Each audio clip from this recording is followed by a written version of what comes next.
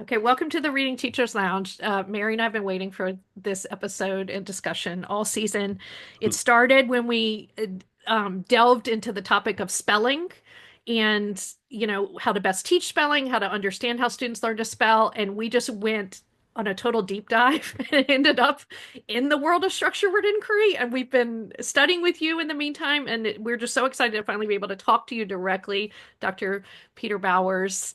Um, Oh, thank you for joining us on Read Teachers Lounge. We cannot Well, wait to talk to you. I'm certainly delighted to join. And I was commenting when I joined. Oh, I recognize this face because I know all these faces from my Zooms, but I never know who's who when I see an email. We But so I'm really really we didn't want to we didn't want to record with you till we felt like we had a better understanding of structured word inquiry because it's not something that you can really pick up right away, like at hmm, least in terms of us. And I've hmm, picked up other teaching techniques pretty quickly over my yeah, 20-year career. So hmm, we're excited for you. Like, picture our listeners, like some of them may have heard of structured word inquiry and some of them may have be of brand course, new to this concept. And of so course. before we delve into sort of an introduction to what structured word inquiry is, will you just introduce yourselves to the listeners and tell them about your teaching experience and what you currently do in literacy? Excellent. Yeah, so I am really delighted to be here, especially folks who've kind of dove in and are wanting to talk about it, not from outside, but actually from having started, which I think is really going to be helpful for the conversation. Um, so I was a classroom teacher for 10 years. The funny thing about, well, there's probably many funny things about my teaching, but I got my teaching certificate here in Kingston, Ontario, at Queen's University, and they have a job fair, which I knew nothing about when I started. So I ended up going to Ecuador for my very first 3 years of teaching. Luckily, with a bunch of friends who I'd made in teachers college, so it was kind of I thought of it like going to grad school for teaching because I was going off with all these buds that I'd gone to school with, but now we were like an internship.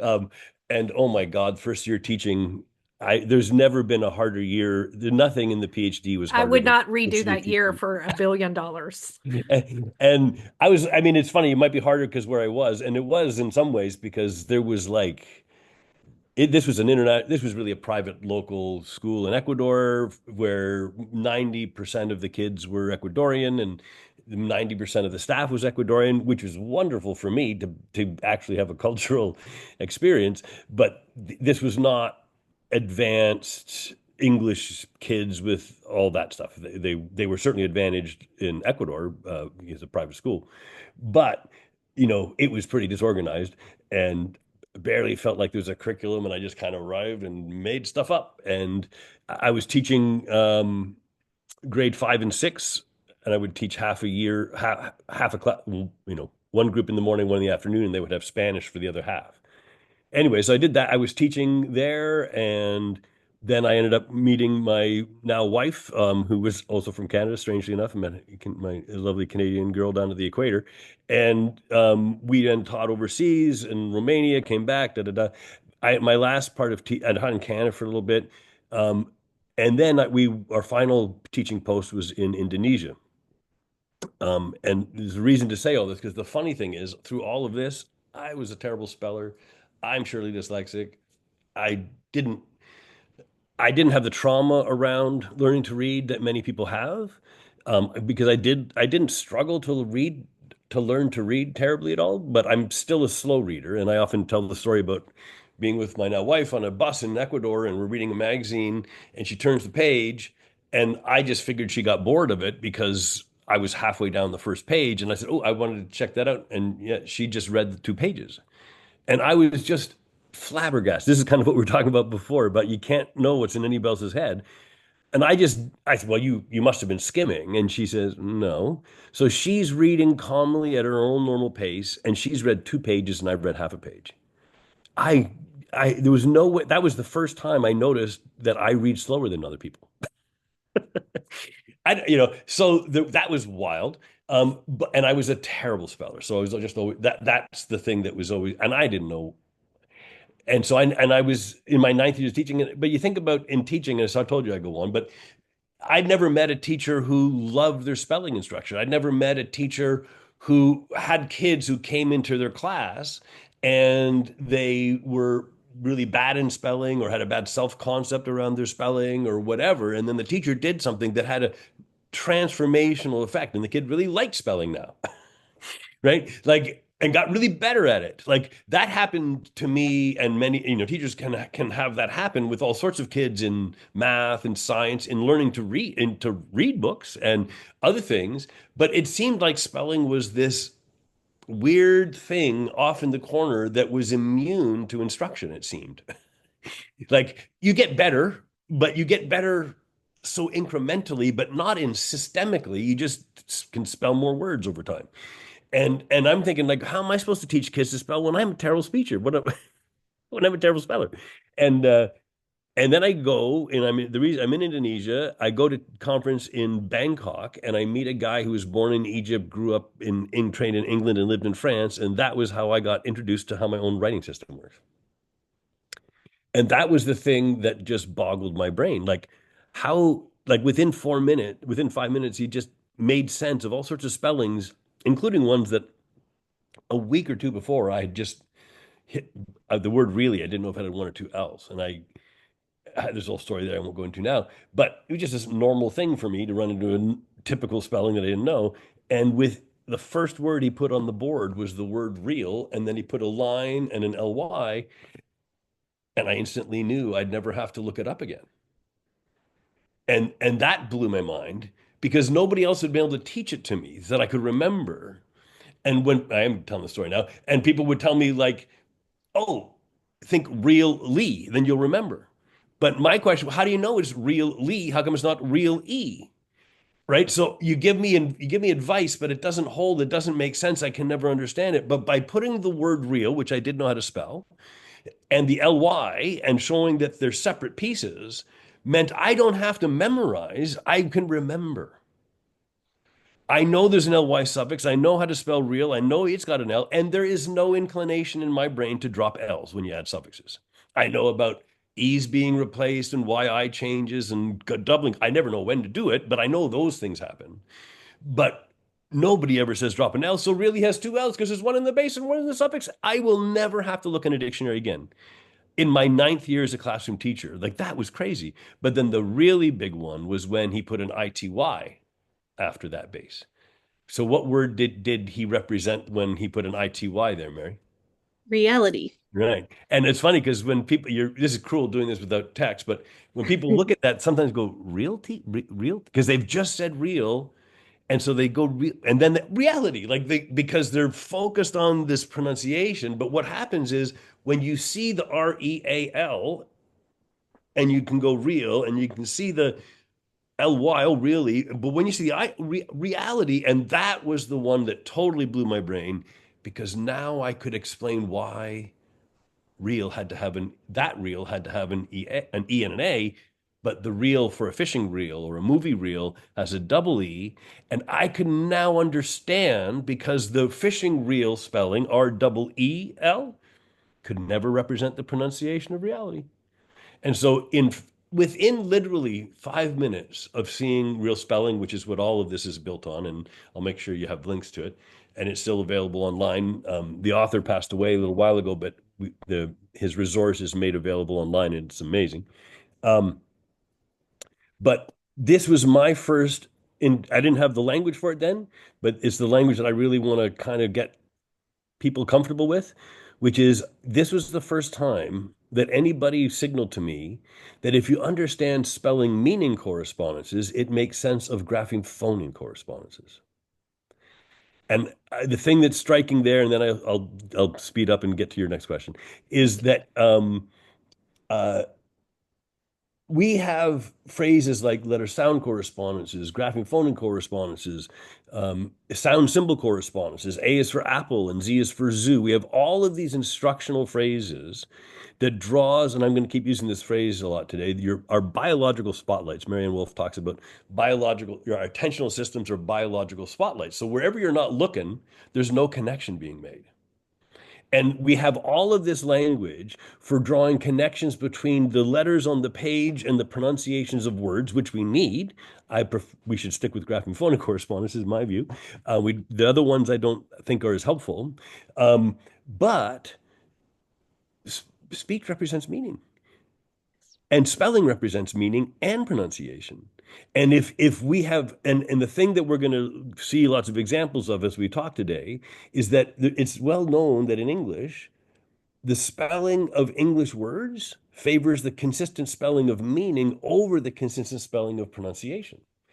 And so the idea that the way we teach kids is to constantly do something important, draw their attention to graphing, I would say graphing phonic correspondences, but the world would say letter sound symbol correspondences.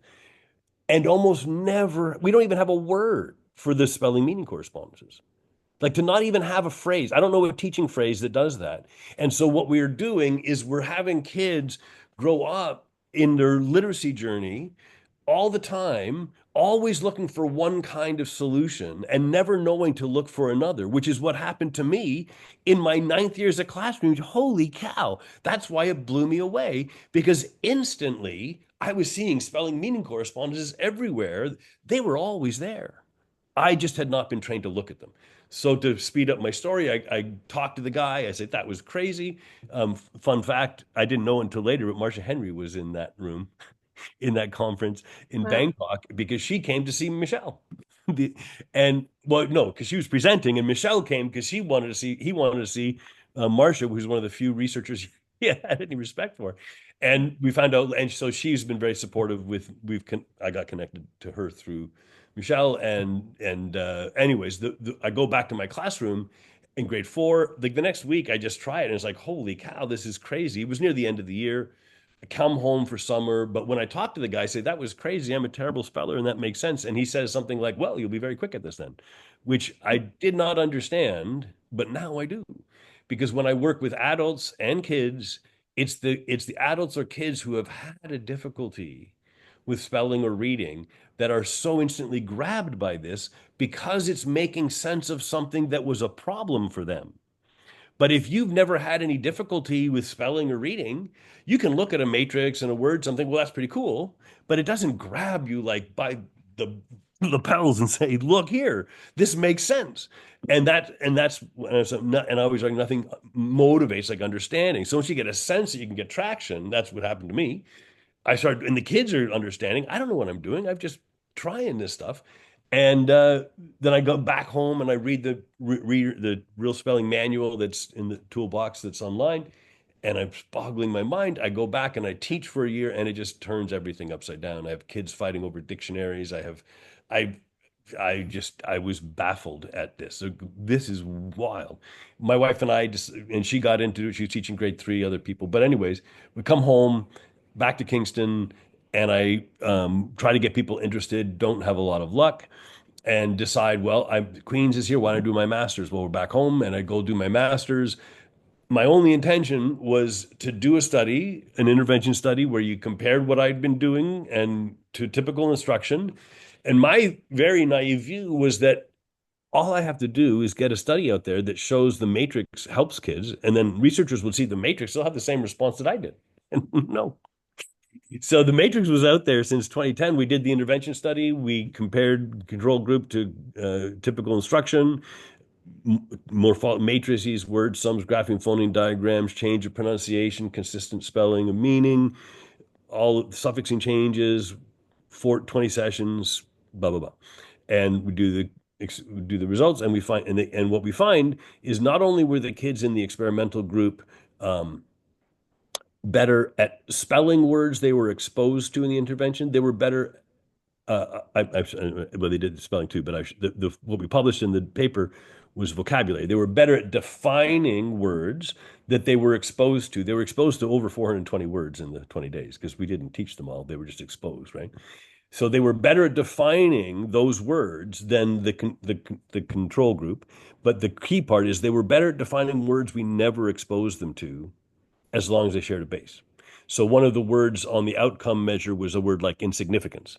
And the first matrix in the whole thing was on SIGN, but we didn't talk about significance at all, right? So I had to not talk about certain words so we could do the test. And so we find out that this is generative vocabulary learning, what everybody's looking for, because you can't teach all the words. You got to teach kids to be word learners. So that came out in 2010, and that introduced the phrase structured word inquiry. It also introduced our binding agent theory that we argue that when you look at the reading triangle, everybody agrees, as everybody I've ever heard of agrees, that we need to our literacy instruction should bind the spellings, pronunciations, and meanings of words in to a lexical quality that gives you automaticity. So there's a whole bunch of researchers behind all what I just said.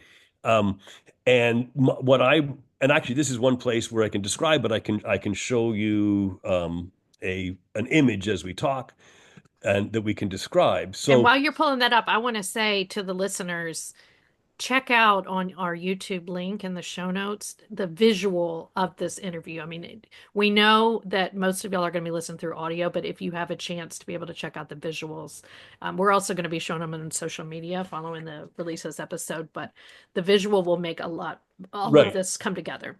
But I'll try to be cognizant of that many people are listening and this will hopefully encourage you to come back and look. But so I'm showing right now the traditional reading triangle, spelling, pronunciation, meaning, orthography, phonology, semantics, that we have to bind these things. And one thing I like to emphasize that I don't get to I somehow don't a lot about them. One thing about our binding hypothesis theory is it grew, the theory grew out of the practice.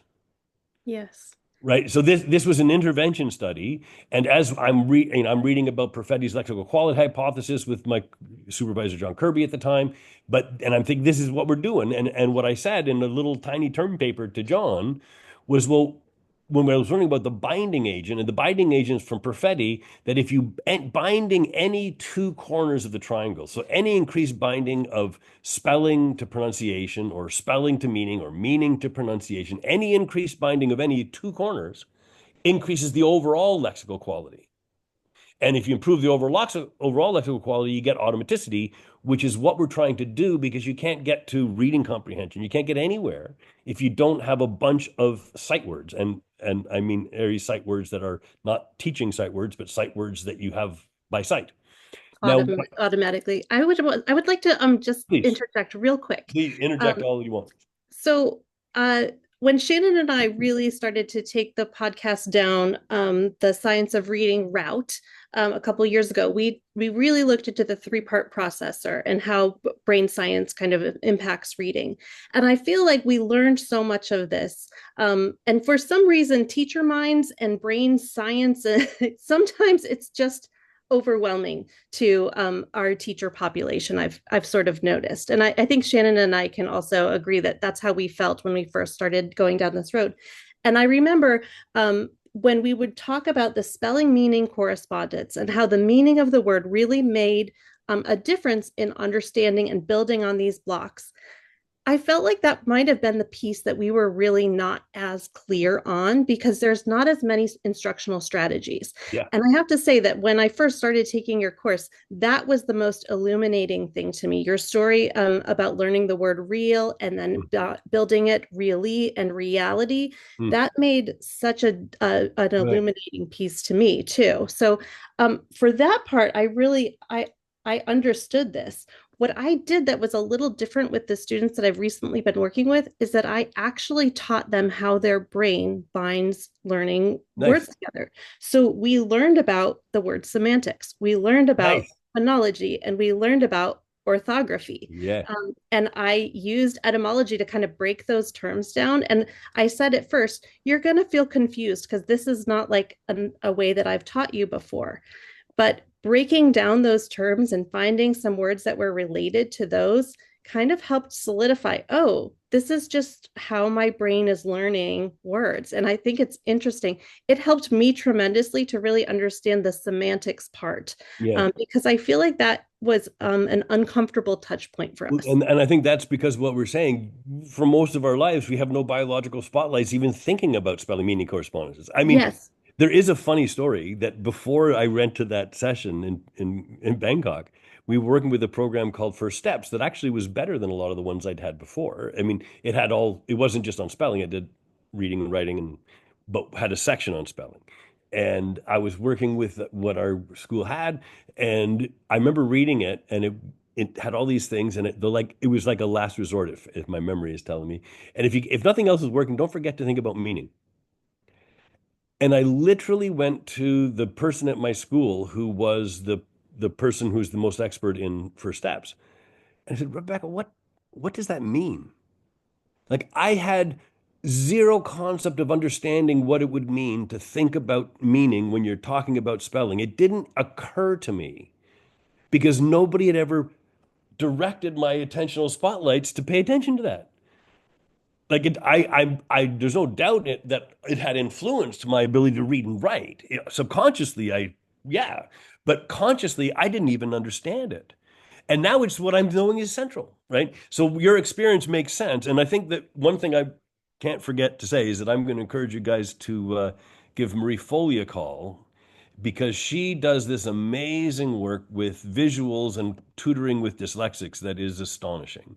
And it was working on this. She keeps talking about working on that combinatorial video that you mentioned. She just said that was transformational for her 7 years after she started doing this work. And she talks, serious about she had a serious trauma out of dyslexia and this understand exactly what you're talking about, working with this triangle, and we'd have to meet to explain what I'm trying to explain because she's visualizing it, right? Anyway, so that point is, and she uses what I'm about to show you with her kids powerfully. But so this is the standard model Can where I you interrupt real quick with one yeah. question? So when I'm glad Mary referenced our brain episode because we talked about the letterbox and we were really Yeah. trying to understand the letterbox. And what I understood from the letterbox is that it's the part of our brain that recognizes meaningful letter sequences. So Mm, if it sees WATCH, it's going to automatically mm. kind of activate. I've seen that before. I know that's a real word. Oh, actually, I have multiple meanings for that word. It could be something on my wrist that tells time. It could be meaning watching TV. It could be all these things. Mm. So you can correct me if I'm wrong about my understanding of letterbox. But then what you're saying about binding agent, if we have something that's a binding agent, is that going to like strengthen that connection to the letterbox and make it happen faster for students? Wait, so let me use the model to explain what I mean. Okay. So, this is the traditional triangle model we're talking about. And as I'm writing this paper for John, and I'm reading, Perfetti's stuff. I say, well, they're talking about binding the pronunciation, spelling, and meanings of words. Well, there's only one part of the language system that does that. And so I proposed this it was funny in my paper to John, and John was an amazing supervisor to have, and he would agree. He's a bit of a hard ass. And that's one of the things that makes him good. But it was interesting when he gave my little paperback, he circled that part and said, remember that. So we quickly talked about that. And so that's where this came out. But the point is, morphemes are the only part of language that has spellings, pronunciations, and meanings.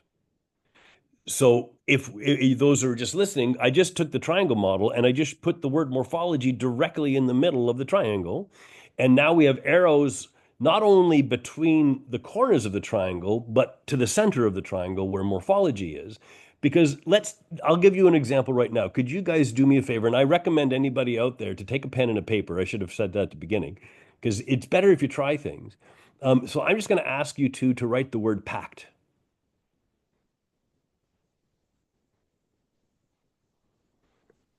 Now, I just asked you an impossible question because you don't know which pact I mean. And you might not have even thought about there's being I two wrote pacts. both Oh, you wrote both. because I'm an overachiever. I wrote the one that I did them the first time in your course that I took, which was not the one you were thinking of. So I'm curious to see which one you were thinking. Right. So I think there's no real reason to this, but I think probably more common word is the PACKED one. I packed my bag. But of course, you could make a PACT with somebody. I'm gonna have to put my focus on. Sorry. So notice what I want to highlight with these words is how could we think about the spelling of these words only through pronunciation and meaning?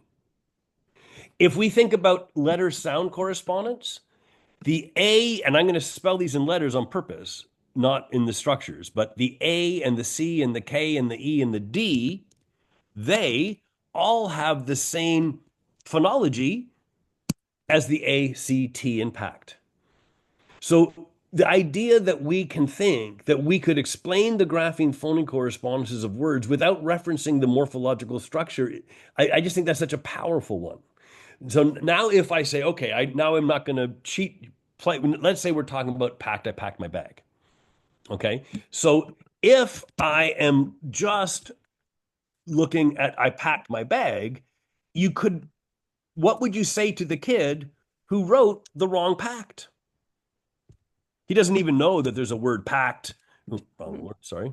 You Doesn't could say even to them know. though that there are there's three ways to say ed sound, right? But you know what we can do? We can start with what does it mean? Yeah. Right? So we can say, so if the kid was trying to write, I packed my bag. Right? And so, you packed your bag. Very good. And you're right. So what do you mean? You mean you packed it when? Yesterday. But this could be a first session. I'm going to teach this as a first thing, but normally it would be in a class where we've had some background. Okay. But let's say it's a new, nobody's ever seen SWI or blah, blah, blah. Very first lesson. You run right, you packed your bag. Well, say, what if you mean yesterday, right? So yesterday you packed it. How would you write that if you wrote it today? I'm going to pack my bag. And they may or may not be able to do it.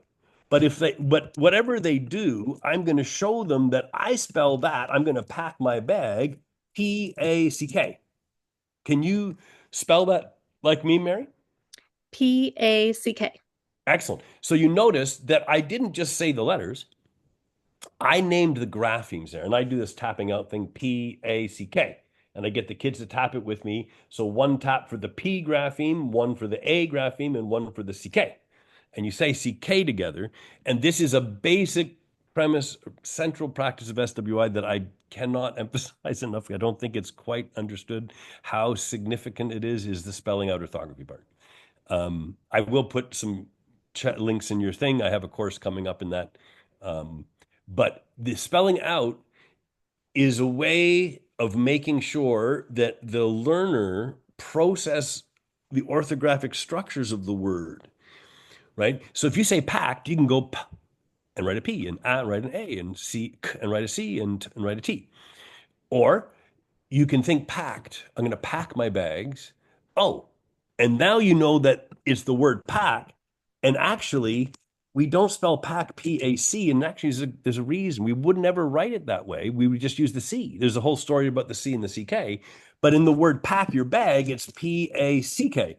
So what can I say? Shannon, can you do me a favor? Say the word pack.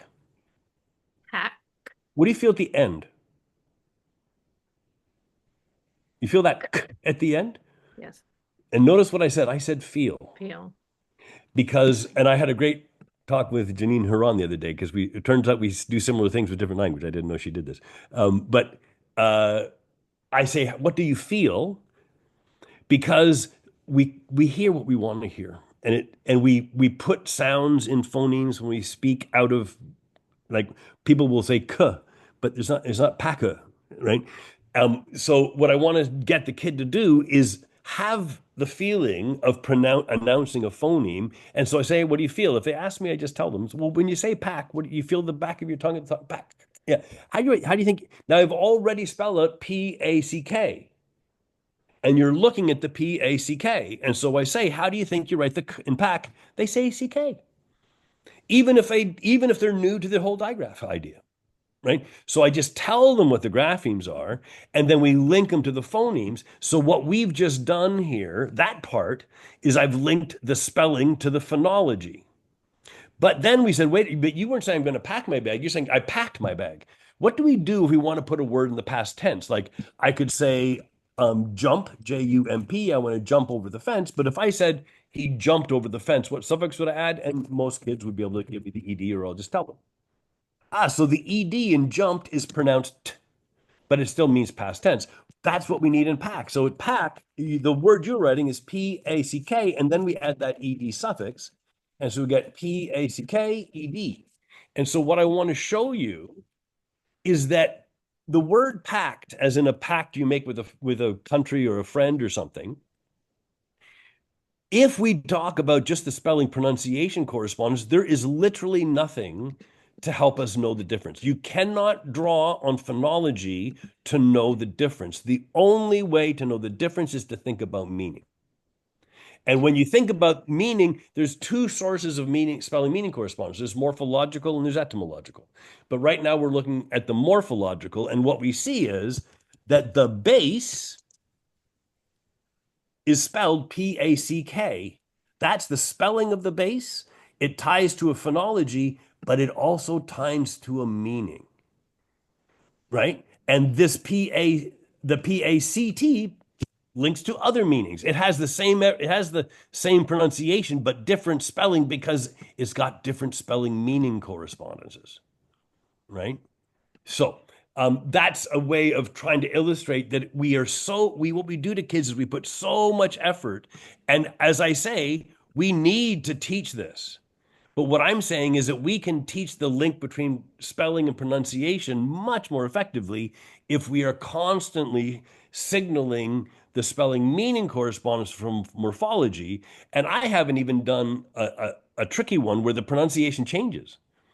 If Right. I could interrupt for just a second, I think I know that many people feel this when they start to approach SWI. It feels a little uncomfortable because you're not so sure of all the phrasings. And I think that, I sort of jumped in and you said, okay, what would we do? And I jumped to let's teach the phonics rules of ED has 3 sounds, which is I think very common for teachers because we're teaching a lot of these phonics sounds. But I hear what you're saying now.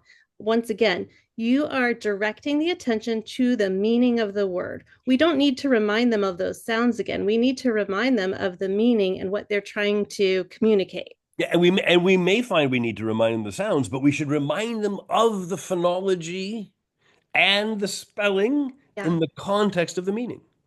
Yeah, I see that. Right. And so I forget now exactly the question I'm answering. I think But you're still on like your history of structured that's word right. inquiry.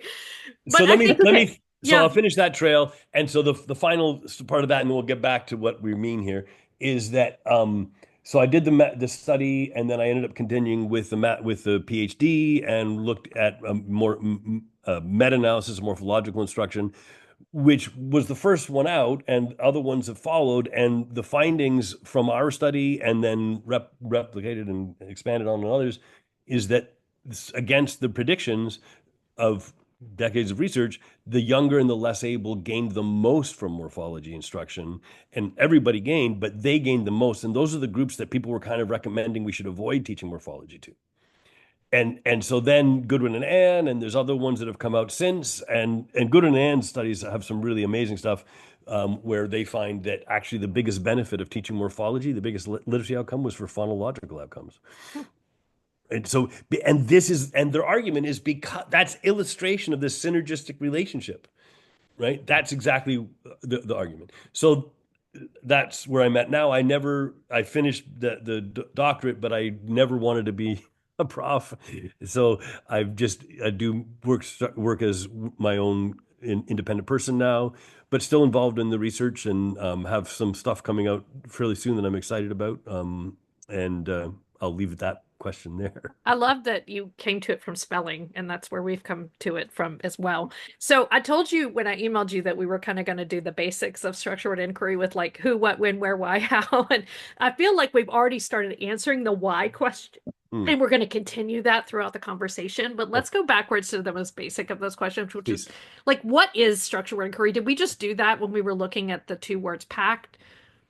Yeah, that was an illustration. So the way I would sum it up is that structured word inquiry is simply an instructional approach that uses scientific investigation of the written word to guide literacy instruction. I don't know how much more to say than that, other than there are some things that are, non-negotiables about to claim, and that is you'd have to be working with the matrix and the word sum, because if you're not, you've lost the ability to falsify hypotheses, which means you've lost the ability to do science with it. So, right. So I can show you examples of things that are in dictionaries and common, but we can just see very simply that they're just wrong. And we can do it because we can say, and now we can really do it with this combinatorial thing. But I'm going on again. The point being, it's just teaching how the writing system works and having a means for the teacher to develop their understanding of the writing system works as they're teaching their kids. It awakens a curiosity. I want to tell you, I was sitting at church on the Easter Sunday, and the pastor gave a sermon about the word remember, because that was the word that was said at the tomb. And so I made a hypothesis sitting there, and I actually wrote on the bulletin, RE plus MEMBER. And then I had to go to my computer later and look it up on etymology, the Online, yeah. website. And I thought it maybe meant that, but it doesn't. And I figured that out like through. And there's you can get into interesting relationships in etymology, because remember is etymologically related to memoir. Right. And But it doesn't memory have and this. member and all these, like, but they had different, like, member was not the same as memory Yeah, right. in And because roots. so Roots. this is where we have to distinguish. So here's a good illustration of a little precision point. Yeah, I realized that remember was actually a base. That's what I Well, realized. that's what I would do. I'm not even treating the ER as a suffix until I had reason to, right? I'd want to find rememb, REMEB, without an ER and something else there, and I haven't. Just like ing is a suffix, but not in king, right? So you have to, so you build, that's one of the things that we do with SWI from the very beginning is give people, and I'm really excited about Duke and Cartwright's model with the active reading model, because they talk about this cognitive flexibility. But it's one thing to have it, it's another to be taught how to use it. Right. So when you learn these terms and this precision, you have something to do when you're lost, right? And you can start, and you always start with meaning. If you don't know the meaning of a word, you shouldn't be asked to spell it. Right? Like that's we should. There's no reason to spell a word you don't understand. It doesn't make any sense. I like how you often say too, if your student can use it in a sentence, then it's a word that they can build. I Yeah. really like that, even if it's not exactly Well, perfect.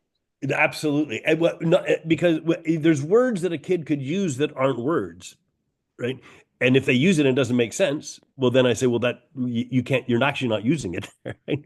Like, but if they could use a word that I hadn't heard before, but I know exactly what it means, and you know what exactly it means, and the cool thing is we know how it's spelled. Right. I would also share too that like there are authors that make up words often and they do make sense. And my daughter, we've been doing this with my daughter, she's 10 and she reads Harry Potter all the time. And so Harry Potter is a great example of how the author invents words. And she does a great job of building them on Latin roots. Yes, exactly. And that's what we were able to kind of Yeah. discover too. So I think that it's really fascinating and it's really inquiry based. And I think that that's the root of, what structured word inquiry is that it can be very teacher directed. And it also leads with a curiosity model, building a hypothesis on a word. Yeah, and now that's another part that I should have mentioned with structured inquiry. That the word inquiry is there for a reason, but we got to remember the word structured is there. It's structured inquiry about word structure.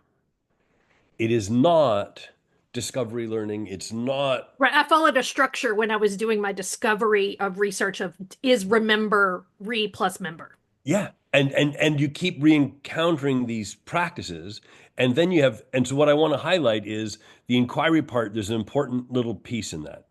And I'll give a link to this recent article. There's been a issue in the research that's been driving me crazy for a long time, where people are criticizing inquiry learning at all. Like they're saying there's major researchers who have made the claim that research has shown that direct instruction is better than inquiry learning, and therefore they're very angry at a bunch of governments who are pushing all this inquiry learning. I don't know that they're pushing inquiry learning, but but that's the argument. Now, a recent paper that I'll link to that's open access I can share just made me so happy because they had the data for the arguments that I was just making in my head. And what they did other things that they replicated the research and they came to different conclusions. So you can look at the research about see if you agree, but I can tell you why I'm more inclined by the second one. So the most recent study said they did their study and they found a very slight advantage for inquiry learning over direct instruction. Not exciting, but not a decrease. It's the other people that said less. So I'll let you guys just, when you read the data, if you believe on that. But then what they said is the key thing. But that's the wrong question. The only question that makes any sense is which kind of instruction is best for which kind of learning. And that's why I trust this paper more, because it is silly to do anything else. And what they find when they do that analysis is it is no longer like a little slight advantage. There's a clear, significant advantage for inquiry-based learning for developing conceptual knowledge. And so that's exactly how we use it in structured word inquiry. We're always building the conceptual, but what I wanted to make sure is there is so much practice in SWI, and this is why I'm just dogged about the spelling out orthography. It's one of the most basic practices. Every time you write a word, you're going to be processing graphemes and morphemes and suffixing changes and meanings and connections. You're processing them deeply. And so by the time you've written the NESS suffix a bunch of times, because you've gone NESS, you're linking the motor movement to the announcing of it and everything else. You don't wonder how many S's are in the end of happiness, because NESS just comes out of your hand because you've practiced. But you've practiced in a meaningful context of a matrix with related words and blah, blah, blah. So yes, very important is the inquiry, and the inquiry has the function of directing the kid's attention, right? I'll tell some stories about that. But just we got to be careful about the way we talk about inquiry with structured word inquiry, because some people just treat it like there's no direct instruction at all. And I have always argued that there's no valuable inquiry-based instruction that doesn't use lots of direct instruction. That's what I was going to share as well, is really there is a lot of direct instruction, and you have to be very comfortable with the topic of spelling and really understanding how kids are processing how to spell words. And I do think another huge advantage is this conceptual framework to build upon is easy for kids to implement using many different words that they come in contact with. And that's really what expands and expounds the learning, and that the kids can then take ownership of new words that they read. I can share too that recently I've been working with a student. We've been doing some structured word inquiry only for about 4 sessions though. And his teacher had commented that his vocabulary and coming up to words that he's never read before is really impressive. And he's able to really break down words and understand the meaning of the word, as the way that he can interpret it, not that, not that I'm teaching it to him. So I love that. That's a total different approach to spelling. I mean, worse than a traditional oh, let's isolate 10 words on a list, and then give a test on Friday, as opposed to, okay, we're building conceptual knowledge about spelling that can be applied across the language system. Yeah, and that's an excellent way of, and that's why it's a bit of a weird thing. It's a paradigm shift. This spelling accuracy turns out to be the lowest order of what I'm interested in.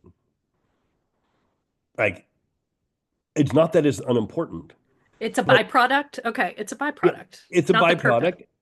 Well, it's more of a tool. So what I mean is, if a kid is struggling to read or write, and for whatever the reason is, we could do all sorts of tests on them and find out all sorts of things about them. But whatever we find, we all know something before we do any testing. The kid doesn't understand the writing system well enough. I mean, that's the biggest deficit. There's many things that arrive at that point, but if the kid can't spell or read, they don't understand the writing system well enough. So before we think about all the testing and all the things about the kid, let's make sure, and this is what RTI says, response to intervention, that we got to make sure that the instruction the kids are getting in the first place is the best quality instruction. Well, I'm afraid I don't see many RTI studies that even mention the word morphology, and we have a morphophonemic system. Right. So we got to make sure that so this idea of, and we talk about linking speech to print and print to speech. But the problem is we treat speech as if it's pronunciation. There is no speech that isn't simultaneously got at least one phoneme and at least one morpheme. There is no speech without meaning. And it's there from the beginning of the learning of the child.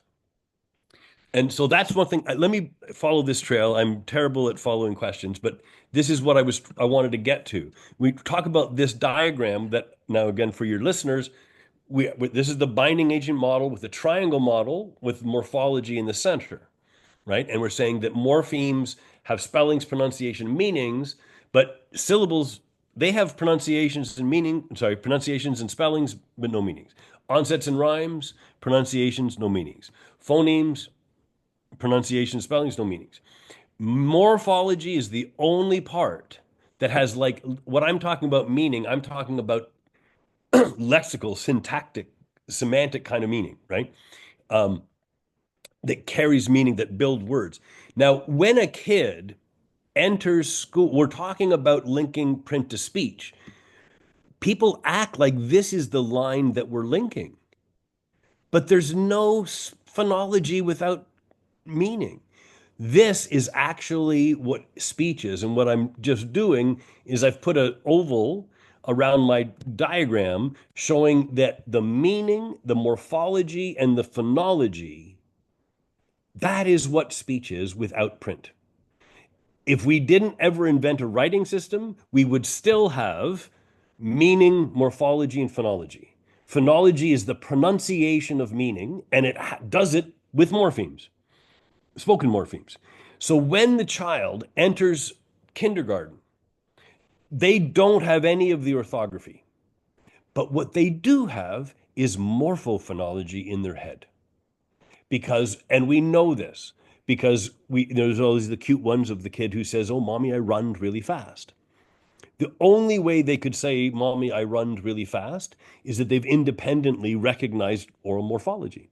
Because they're not surrounded by people saying runned, but they're surrounded by people saying played and all these other things, and they put a "d" at the end, and this means the past tense. But it turns out we don't do that in English. We say ran instead.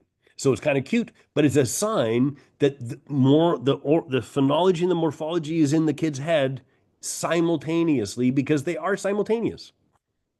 I don't think I've said it that way before. I like that. But the point is that this diagram is now saying it's not just that you have the morphology and the phonology, it's that you have them all bound. And now here's my favorite story. There was a kid, 4-year-old kid, daughter of a friend of mine who does his work. And before the kid was in school, before formal instruction, says, "Mommy, I don't want to be outcluded." Now, we all know what that kid meant. This is actually, I think, a profound example. You shouldn't take huge examples from one person, but none of us are surprised that that story is possible, right? Because we hear kids say funny things like that, and we know what it means. But what you need to really think about what's going on there is the kid wants to express an idea. They don't want to be left out. They have automated access to the oral word included, but she also knows that's the opposite of what I mean. So at the speed of speech, it's not like me searching around for the word that I know but I can't find. At the speed of speech, they think of the word they mean that's like the one they mean, but it's the opposite. So they rip off the in and put on the out. This could have been the word that we had for excluded. It just turns out we use the EX prefix for out to mean the same thing. It's a perfect instantaneous new word that we all understand. And the most important part of this example, there ain't no cluded. People act like we can't talk about morphemes that aren't words to kids because they need to know the word. It's not a real morpheme until it's a word. That is not true by that kid. All affixes are not words. So, right. So what if at the moment that kids enter school, instead of building their schema of the writing system as if it's just a game of building this stuff up. And once we build enough grapheme phoning correspondences, then we can start thinking about the morphology and da da da. What if we just did it right from the beginning? And so here's my little recent claim about early instruction. I don't know if it's a claim, my suggestion. What if when kids entered school on their very first formal lesson of literacy, teachers, the main thing, basic message they send to kids, like, we are going to learn how to read this year. This is so exciting.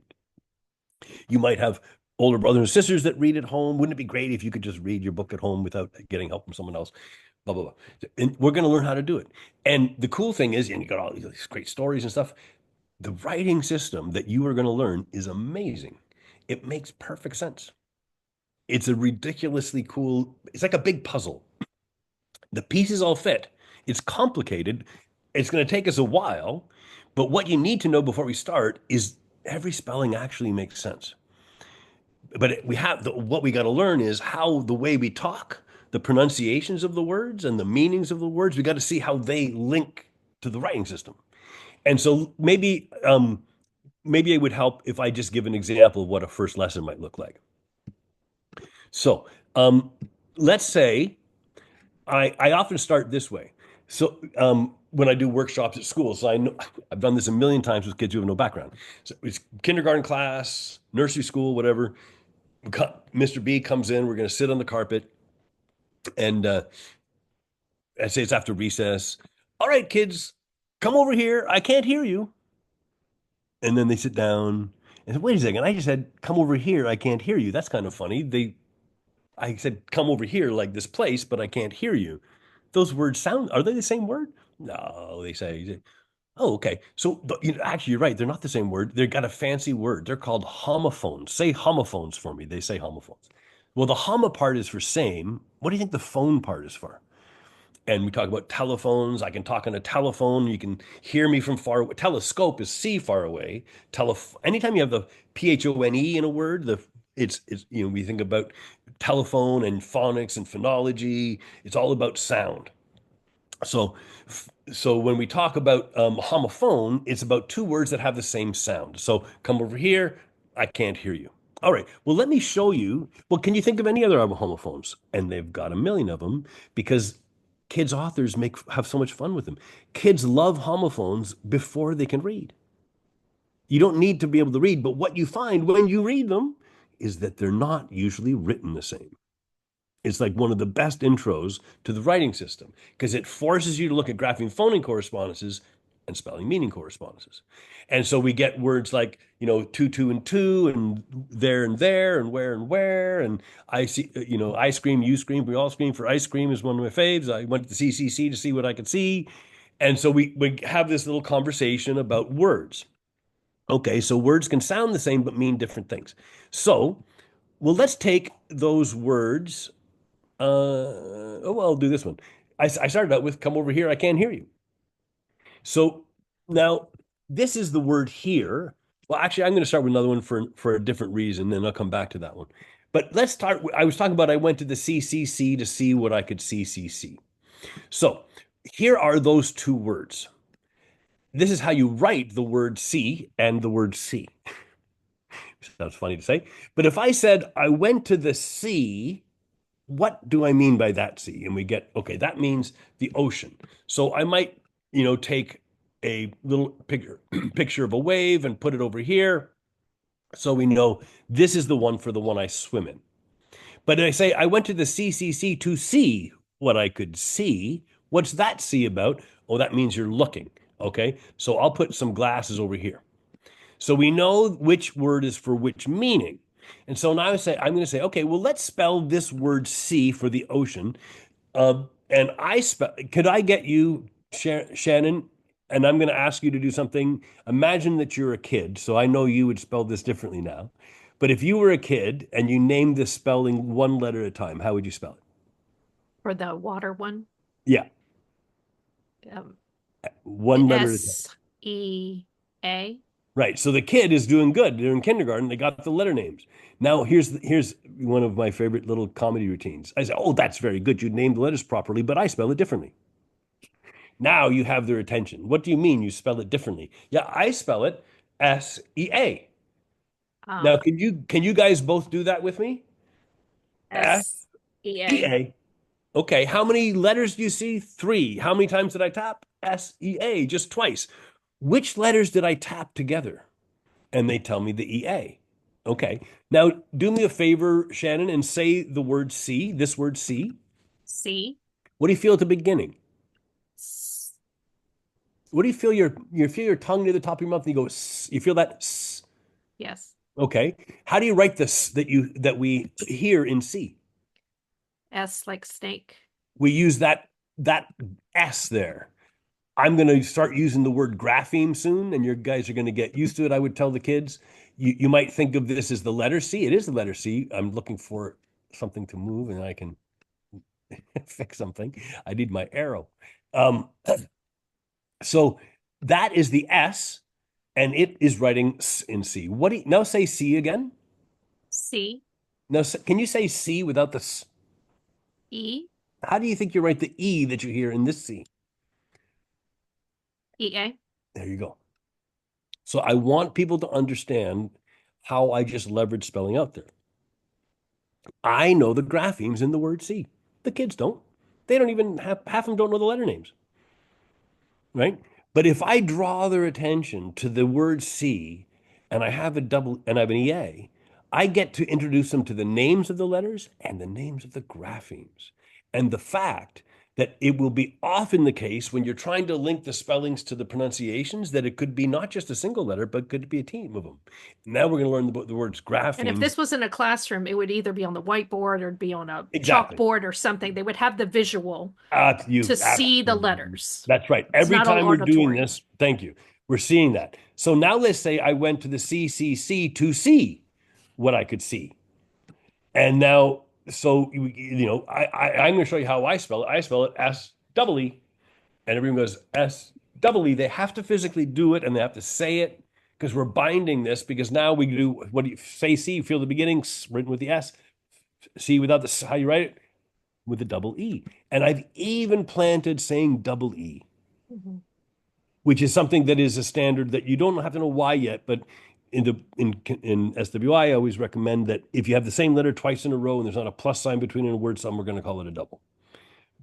But if I plant this on the first day, that's just the way they talk about them, right? So then I say, and here's the most important message. Well, that's interesting. These two words sound the same. Why aren't they spelled the same? And you know what kids say? And every time I've done this activity, they say some version of, well, because they mean different things, or they're different words. So you know which one it is, which. So you know which one it is. It's like this. When you introduce kids in that mode, they get that spelling is representing pronunciation and meaning from the start. But think about when I do workshops with teachers and I ask them to give me examples of irregular English spellings, they always give me homophones. And they give me homophones because if your schema that has been built in you since you were in kindergarten and your teacher at college and your teaching is this, sound letter correspondence, well, then you don't you start teaching words that sound the same but are spelled differently as if they're weird. So we call these things homophones. Oh, they're such a pain. And the reason is because the underlying hypothesis is that the primary job of spelling is to represent pronunciation. If that hypothesis were true, it would predict that homophones should be spelled the same. But we have a homophone principle and evidence. Just go look at words that sound the same, and you collect them, and you'll find the vast majority are not spelled the same. So clearly, there's something other than phonology going on. And what is it? Meaning.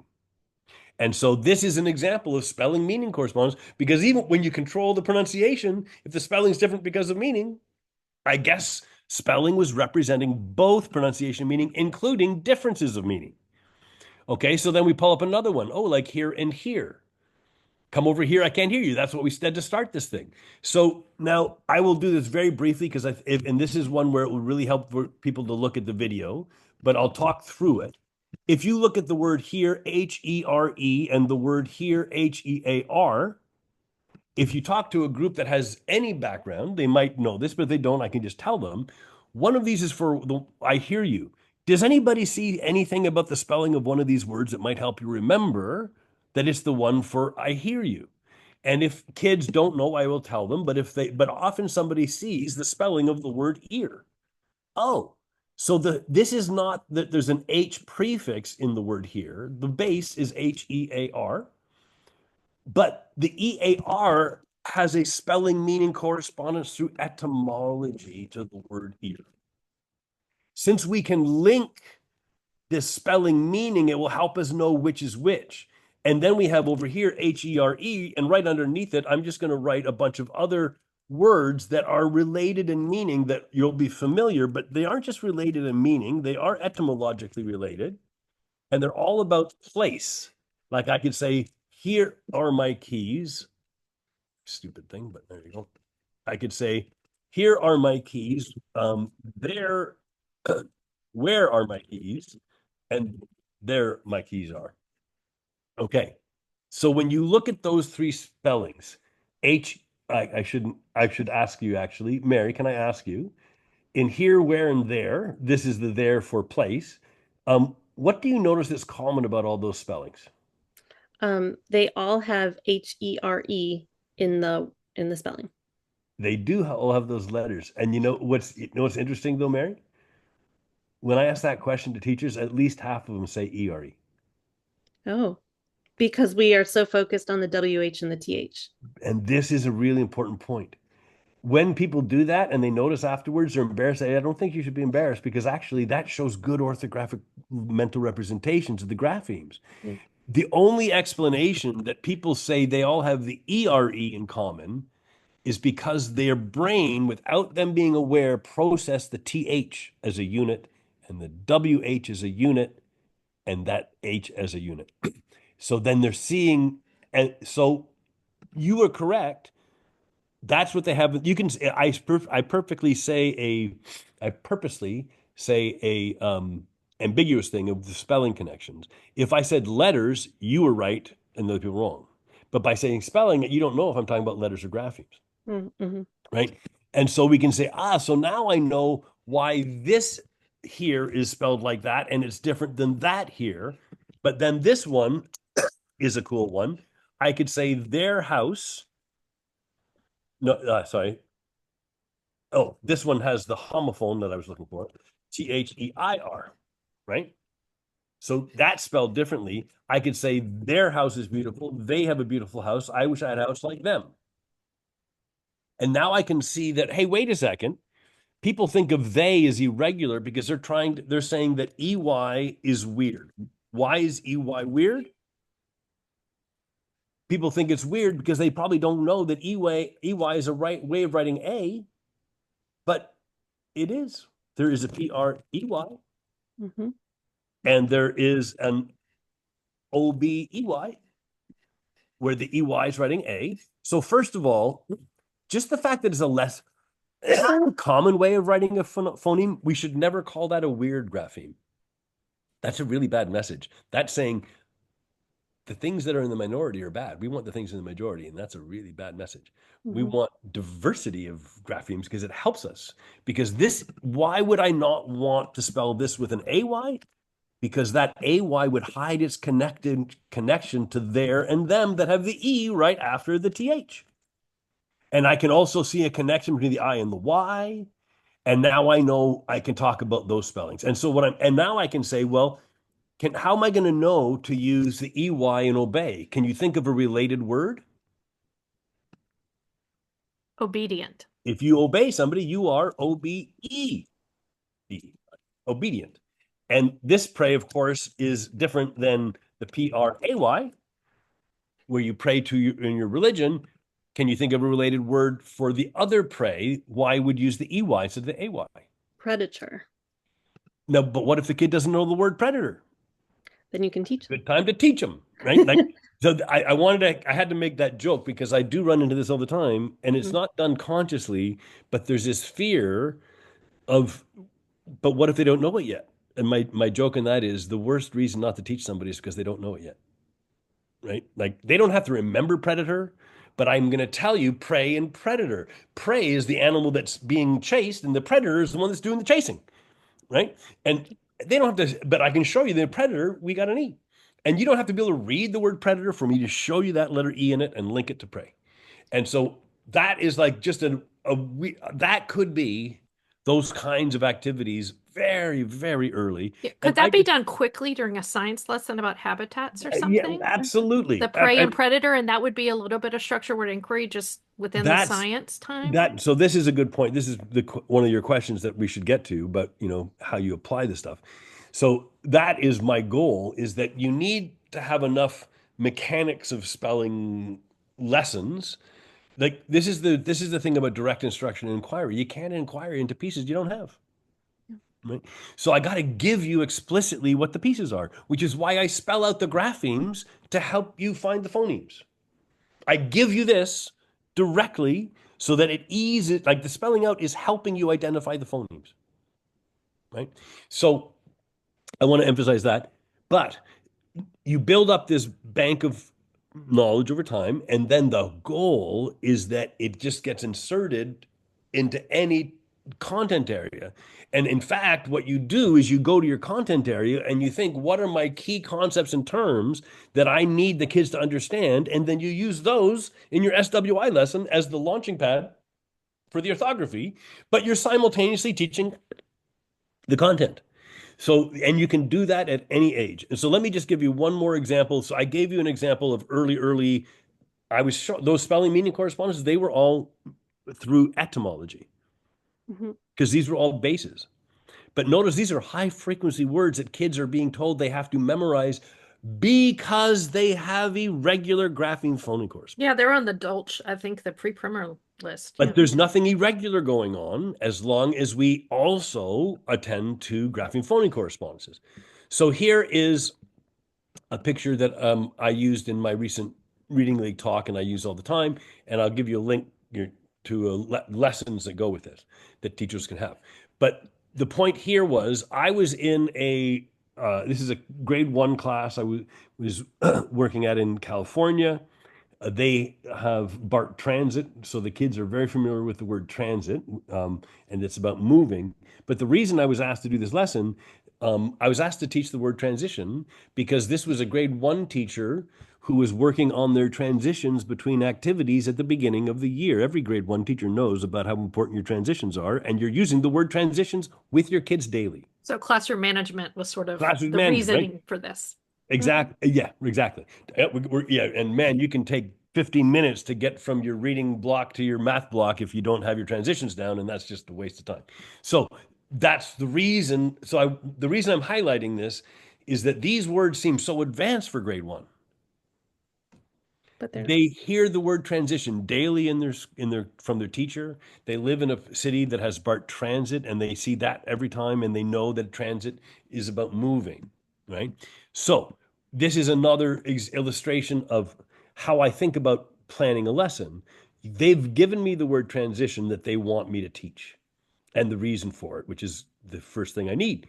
And then I can say, here's how I plan a lesson. I ask myself, what is the richest orthographic concept available in this word to teach this audience at this time? I don't have to teach them everything. I'm going to pick one central message. That'll often take a couple. And so what I decided, this is great because transit and transition, you have the change of the T grapheme from the kind of the t in transit to the sh in transition. So before I hit transition, I go to an easier word, act and action, which I use all the time. And they had other words in this path. But so I show them by investigating, and I do a whole series of lessons, and you'll be able to see that. But we get to this point at the end of the lesson. We've made a word comes together for act and action and all this. And I'm showing them that, the T grapheme, well, do this for me. Say actor. I'll pick on you, Mary. Say sure. actor. Actor. How do you pronounce the ACT base in actor? Act. Now say acting. Acting. How do you pronounce the base in acting? Ing, oh, act. Sorry. And how do you pronounce it in action? Act. And it's actually no. Act. I see. This is why this is so helpful, because this is a perfect illustration of the lack of looking at the relationship of the pronunciation and spelling of morphemes. So Mm-hmm. I got to show you a graphic now, and then this is so helpful. So Great. this is the graphic in our combinatorial model. And what we're seeing that we have letters, but the letters aren't actually specific to our alphabet. They're the Roman alphabet. But we Italians use them, Germans use them, right? It's the graphemes that are English or other languages. And the graphemes fit into the morphemes, and the morphemes fit into the words. We often are teaching the link between the graphemes and the phonology, which we should, the phonemes. But we rarely teach about the spelling of the morpheme compared to the pronunciation of the morpheme. So in this word with healthy, in the word healthy, the base is spelled Heal, but pronounced hell. But in heal, it's pronounced heal. And drawing our attention to that is what I'm trying to do here with this wonderful word action. Because you have just been taught for so long to think in shun. Mm-hmm. And that ACT is pronounced act. But I can show you that that's just not how it is, because the sh is written by the T, Right. as T. long as there's an I or U after it. So that's the point. We cannot, if I ask you, how do you pronounce the base act? Well, go backwards. If I asked you, how do you pronounce the ED suffix? What would you say? Ed. And you have to say, depends on the word. Right. Jumped, it's t. Played, it's d.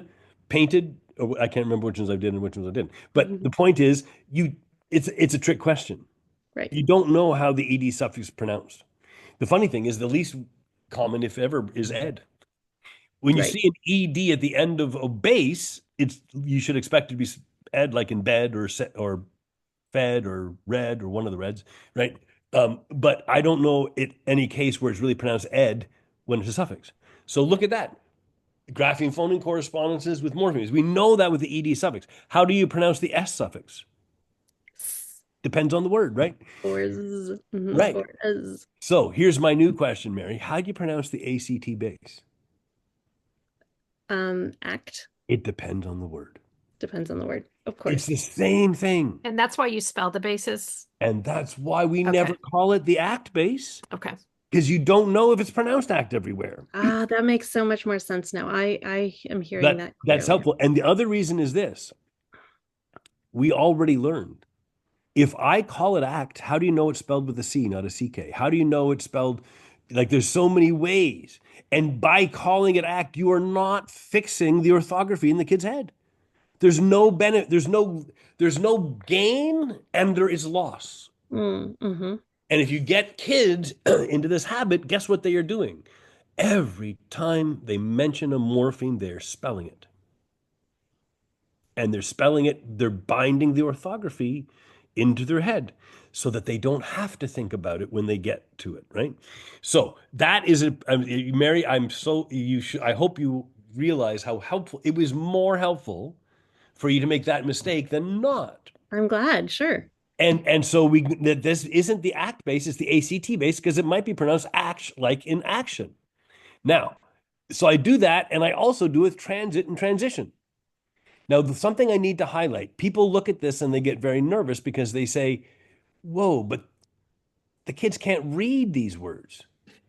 Well, a friend of mine helped me see this the other day, and I just love this. We do not expect kids to be able to read the word cat before we use the word cat to teach them the grapheme phoneme correspondences of the C and the A and the T. I do not need them to be able to read the word transition in order to use it and transit, in order to use it to teach the fact that the T can do these two things, because they have them in their oral language, because they were in their class. I didn't teach them those words. I just taught them the spelling of those words.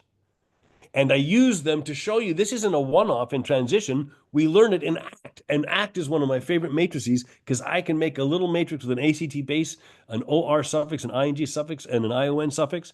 And that is the instantly we get the kid seeing, oh, and I can talk about, do you like, well, who's your favorite do you like action movies? Yeah, who's your favorite actor? Oh, yeah, he's acting in this new one. We've got the language. And this is one of the pieces from the Reading League help talk that was really helpful for me and for hearing other people talk, is the way this builds oral language conversations in the presence of grapheme phoning correspondences, morpheme, and all the orthography, which dyslexics and non-dyslexics are invited to engage with equally in the oral conversation.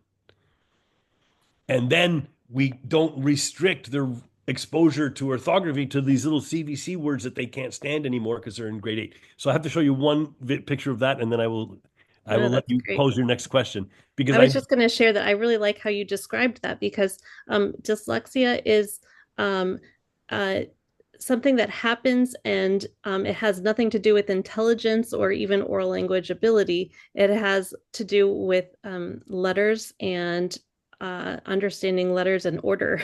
It's really amazing. and what I would say is that the dyslexic brain, whatever it is, it processes the world differently Absolutely. in a way that has an interaction, I would argue, with misinstruction of how that writing system works. Yes.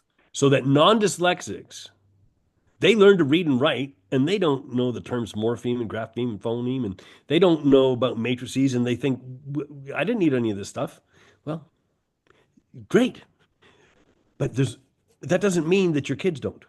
And further, the adults are so unaware of what they've missed. So here's a story that I just got. So just an illustration of what I'm talking about at an older grade level now. And I got permission to share this one. So this is a post on a SWI Facebook group, and the teacher writes, one of my 7th grade students came across the word subconsciously following an exploration of the prefix SUB in marine science lesson yesterday. As you're saying this, integrating to content. He asked me for help with the word some, and then basically took over teaching at that point, and I let him run with it. This is a kid who typically can't spell the simplest one-syllable words. You can just see the light bulbs going off. It was magical. Here's the point about that story for me that is just devastating. We could be doing this with everybody. Just imagine the trauma that a grade 7 kid has who can't spell one-syllable words in grade 7. Every day going to school is filled with shame because it's not that you're not good at sports, but you can do the rest of school. It's not that you're not good at this one subject. If you're bad at reading and writing, you're bad at all the subjects that matter every day. And everybody's been trying to teach you and you're not learning. It's very hard not to conclude that you're dumb, even though everyone tells you you're not dumb. And then in the typical situation, if you're in grade 7, you go to your reading remediation and the nicest tutor in the planet still makes you feel stupid because it's not working. It hasn't worked for 7 grades. And then let's say that was grade 6, and now you go to a grade 7 teacher, and now you get to work with words like subconsciously. It means we get to have kids who when you can't read, if we restrict our reading instruction to your reading level, you never get the opportunity for your biological spotlights to process the orthography of words at your intellectual and curiosity level. And you're stuck with these baby words and you hate it. You don't like it. And why are you going to even read words at your reading? Why are you going to read books at your reading level? Because they're baby books. So you aren't even exposing yourself to the orthography of those words at the rate that you should be. So let's just remove this barrier to dyslexics and say, you don't have to be able to read every word we investigate. And what we can do is we can take the word out of your subject there. We can put it on the lab table. We can analyze it and figure out how it works. And along the way, you are going to run into so many words. And I'm going to have to find my something about that. But so I just wanted to, we talked about the early stuff, which we need to do, but I also needed to show you, like, look where it can go. And imagine if that grade 7 kid had been in that grade 1 class. I appreciate you mentioning that because You talked earlier about a paradigm shift, and I have felt that Yeah. in this whole school year as I've been on the SWI trail. Um, because I've talked, longtime listeners of the podcast have realized that my wheelhouse was teaching those older students who couldn't read. Mhm. And I experienced a good amount of success with teaching the syllable types Mhm. because I think because of that attention thing, like they're excited to finally have the world of big words open to them, and they Yeah. feel a lot more powerful being able to break Oh my down God. those bigger words. However, I see the limitations of that now that I've started this because I'm not attaching meaning to it, that I'm not increasing their vocabulary at nearly the same rate as I'm increasing their decoding abilities. And if I had approached it this other way, I could have increased their decoding abilities and their language comprehension at the same time Yeah, and and this had a is lot more transferable learning. yeah, and I mean, but you can't teach what you haven't been taught. Right, right. Yeah, I had never heard of morphology at any of my teacher trainings or anything. Exactly. Well, and even if you have, the thing that I've been on a tear since 2010 is I just thought researchers should see the matrix and they'll pick it up and run, but no. I mean now this is why I'm so one of the many reasons I'm so excited about David Scher's combinatorial article and that video that I can point you to, because what the story with, well, I can share this, that the reason to emphasize this at this point is that you're right. You can't teach what you haven't been taught. But what I was in this model here that we call our nested combinatorial structure of English orthography, that I'm sorry for your listeners, that big language, but you can see the video. And it's showing that the word healthy with the graphemes in the bases and then the bases into the word. But the reason I'm pointing to it is that the crazy thing is, Marie and I had the structure of that diagram completed before I saw David Scher's paper. Mm. So I was, I got when Scher submitted his paper, I got a copy of it when he submitted it, which has the date May 5th on it. We already had this. How is that? So when I'm reading this thing, my brain is exploding because he's describing exactly what I understand about orthography. I learned a lot about phonology and how it fits universally, but the point was like, holy cow! He's saying letters fit into graphemes, like that's my model. I built the model based on working with the matrix and the word sum since 2001. And that's why we call the matrix and the word sum combinatorial guardrails for instruction. Teachers don't even have to know the word combinatorial if they don't want to. If they're working with the word sum in the matrix, because it does things and I use this word action all the time. And just to give you just the smallest introduction to that, when we looked at that action model, which I thought I would have in 2 seconds, lots of people say it has a TION suffix, but it just I've been simply guilty of saying that. Yeah. it simply cannot, because this combinatorial thing is graphemes fit into morphemes. And you know it whether you know it or not, because you don't misread the word hothouse as hothus. Right? You know that that's not a TH. Hmm. Right? When you say banknote, you don't mistake it for a KN digraph, because you can't have a KN with a K in one morpheme more than the other. You don't might not have conscious knowledge, but you have this is just the way it is, right? And I didn't know that that was the way it is universally, right? And so once we can get rid of that TI digraph, then we have to say, well, what's writing the sh? Because something's writing it, right? Well, when you have the matrix and the word sum, you can look at that diagram and you can see, well, there's nothing else available. The C is writing the k, the next phoneme is the sh. And there's the ION. How do you think you pronounce the ION in action? Un? And even less stress. Mm. Action. It turns out The I isn't writing any pronunciation. The O is writing the schwa. Hmm. But that's not weird because if I had the word jumped, what's the E grapheme and the ED suffix representing? Nothing. Nothing. It is representing something. It's just not Or representing meaning, pronunciation. It's representing meaning. Hmm. And that's why the E doesn't have to write. One of the most important lessons, and we probably won't have time to get into this, but your audience should hear, one of the most relieving messages you can get, one of the gifts of this stuff.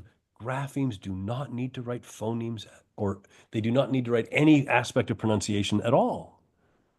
They regularly do, of course, but it's not a requirement. And so now we don't have to wonder about that. You know, people talk about the W and two and link it to twin and twice, and that's great, but that's not a WO digraph. The T is writing T. The O is writing oo like it does in the other two, and the W is not writing any pronunciation. It's writing a spelling meaning correspondence to twice and 20.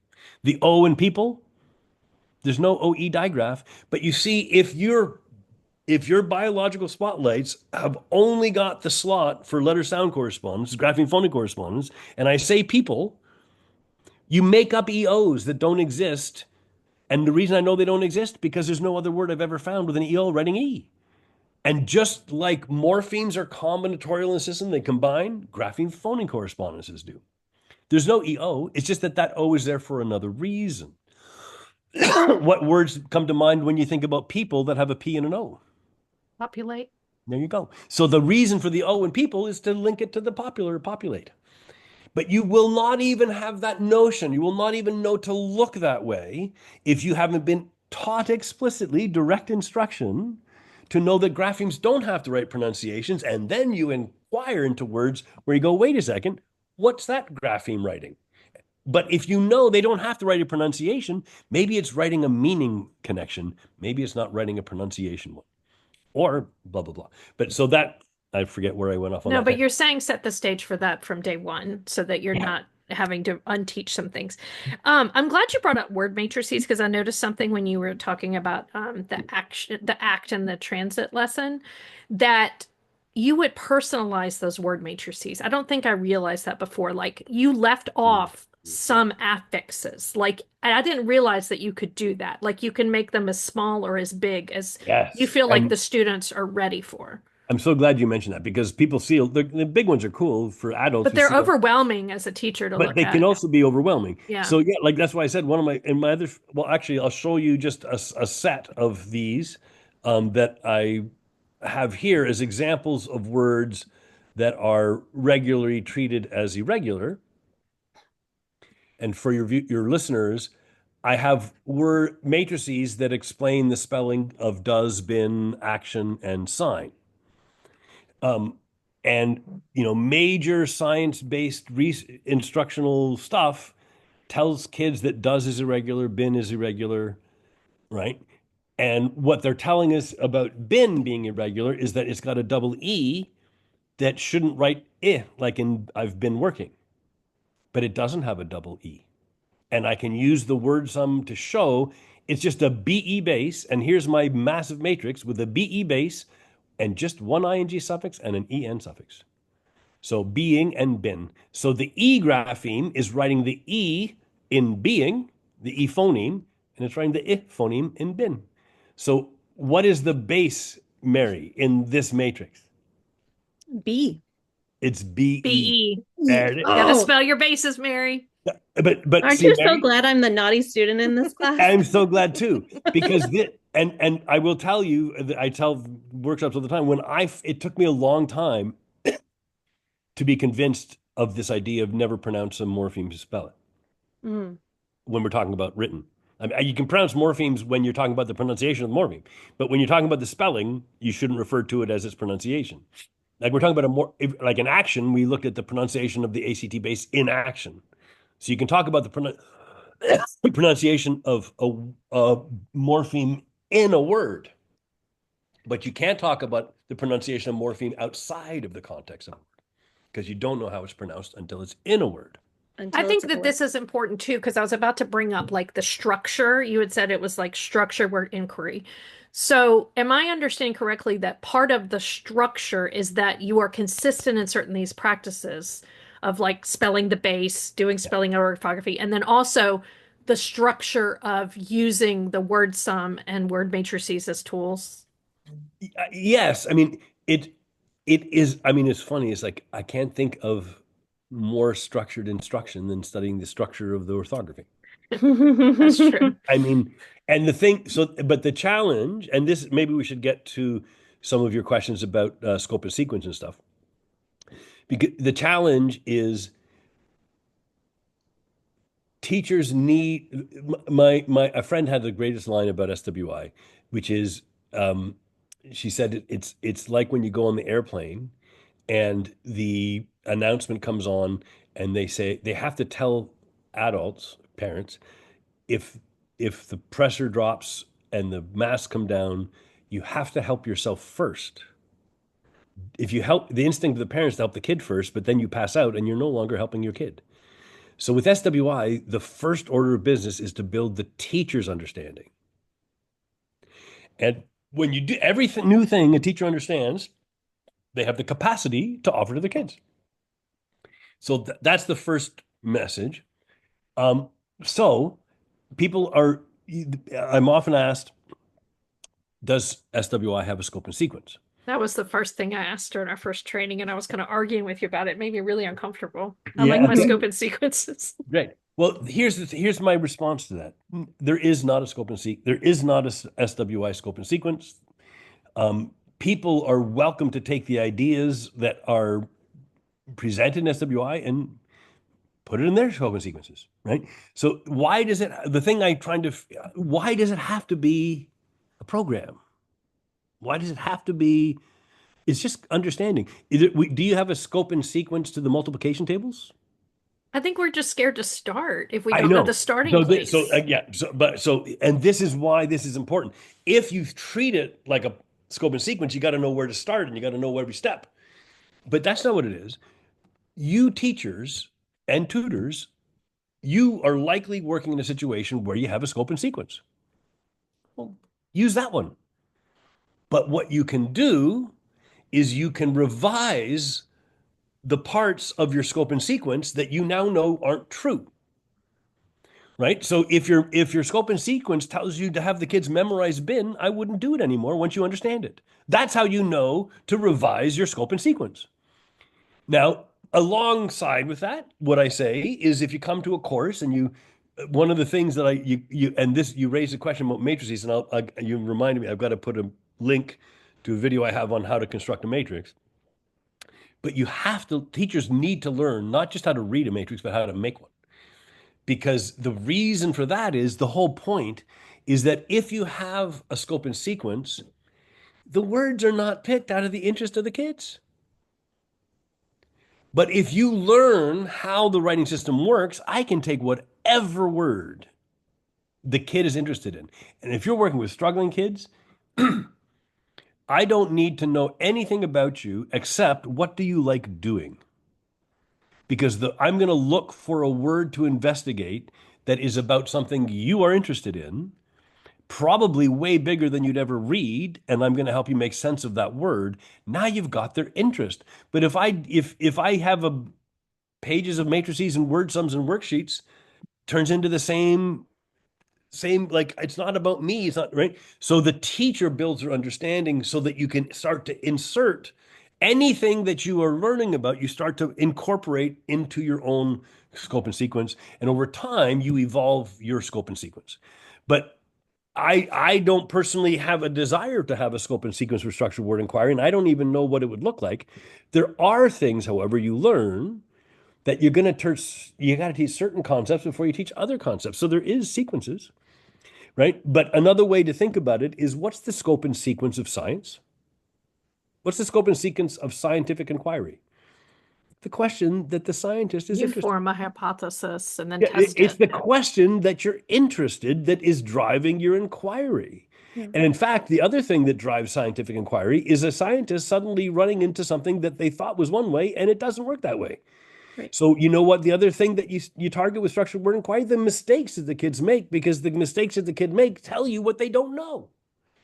Yeah, that was something that really helped me, one, start on my own and feel really comfortable and confident making mistakes, even within your own class.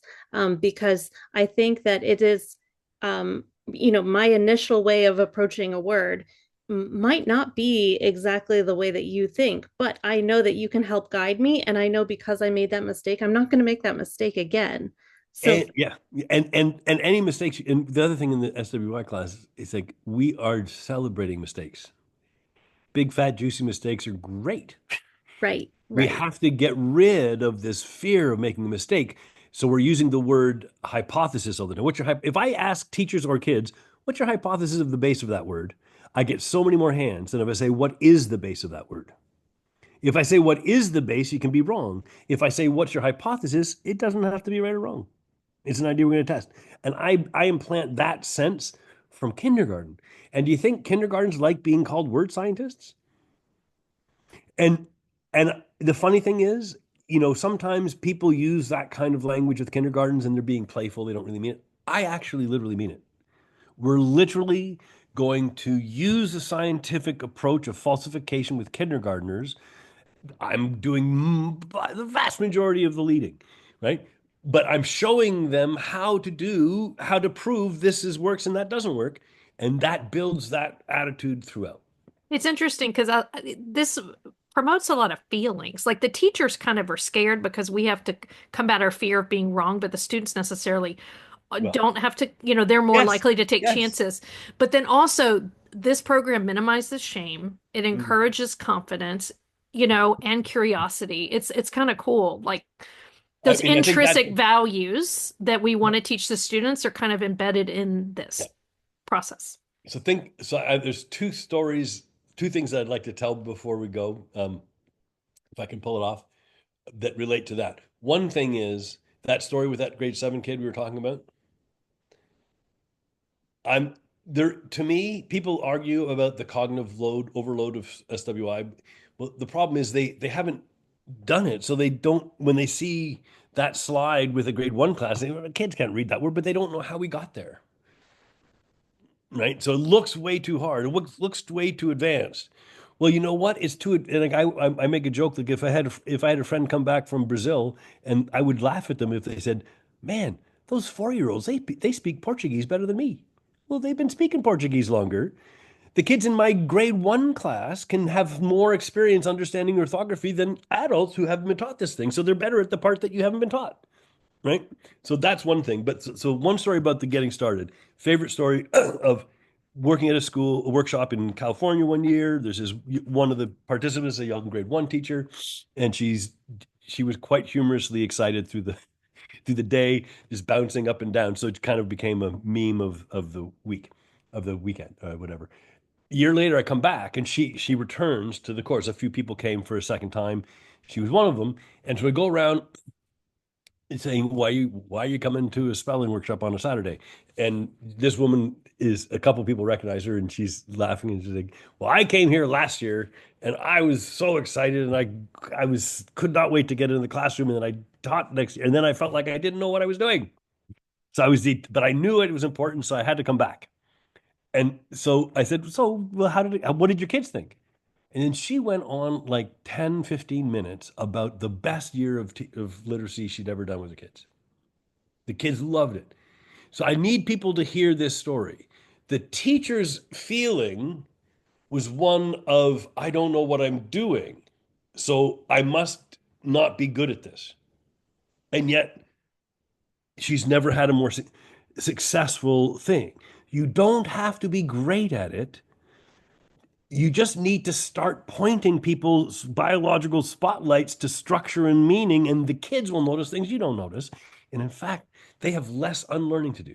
So that was, and I have other stories like that where people, they tell me, like, second lesson of an online course, and they write me and they're all excited. They hit some word, and this kid, I've never seen the kid act like this. But then she says, but I never felt less prepared for a lesson. It's like, actually, if you listen to what you just said, you've never been more prepared to give your kid the best lesson of his life. The thing that you're reacting to is your lack of feeling like you didn't have the answer in the end. We didn't need the answer in the end of the first class. And so I just need people to hear that it is very common that if you just start with this, don't wait until you have it all down. If you can explain does, do it, and it's the process of doing that that you can get there. And with that teacher and that student, it's what you talk about with David Sher, that that kid is doing their own learning as opposed to the teacher pouring the knowledge to the kid. And then what you're doing is you're building their self-teaching ability by actually teaching them to teach themselves, right? The self-teaching hypothesis is not that it means we don't have to teach. Yes. It's that when you teach, and Sher started this theory in the context of phonology, but then he went on and say morphology has a more what do you call it? Self-teaching mechanism as well, Perfetti and others. Of course, yeah. But the point is, what you teach kids, then the kids' statistical learning is driven by where their biological spotlights have been tending. And if they're pointing at the shun all the time, they don't notice the quest, right? And so you don't even notice. But if you start to teach people and they have something to do other than to look for sound, when their main weakness is their phonemic awareness or something, and then we put all the leverage on the thing they're weak at, what if we gave them a strength, right? And so that's an important path. Now, there's one last story at least, and then you can ask me anything, but I want to give this link because people are always frustrated that when I show videos of early SWI, that somehow I don't have like a picture of the very, very first time or something. I don't know. But so I want to tell a story that I'll give you a link for to follow. But there's this kid, Charlie, that I started tutoring. When I thought it was grade one, he was in kindergarten. Now you might not be worried about a kid in kindergarten who's struggling in reading, like he's pretty early, but this kid is like ridiculously smart kid. And I swear there's a special, it's bad for everybody, but there's a special kind of psychological trauma if you're really bright and you're failing, because it attacks your identity, right? I'm the smart one, and now my friends are smarter than me, and it doesn't feel good. It's really devastating. And so he was miserable and getting nowhere. So I tutor with her mom took a course with me and said, "Hey, could you tutor?" And so I tutor with the kid and the mom. I always tutor together, especially at the beginning. And I couldn't get any answer to, does he like any books? Does he like what I couldn't so I said, well, I'll just read the Phantom Tollbooth with him, which is a favorite book of mine, usually grade 4 or 5 kind of book. Notice I'm reading a book with a kid who can't read in kindergarten because he is not getting to read these kinds of book and instruction. I'm going to attack his intellectual curiosity, and he loves the book. It's a funny book. And so I read, and he's following along the first page, get to the second page. You got to get into the scheme of the story before we do anything orthographic, because it's a fun story. And then I say, oh, here's a word. And I'd seen it before. I'd planned on this. I wanted to introduce some morphemes. So we get to the word with an ing suffix. And I say, Charlie, could you spell that word for me? Now he's looking at the word on the page.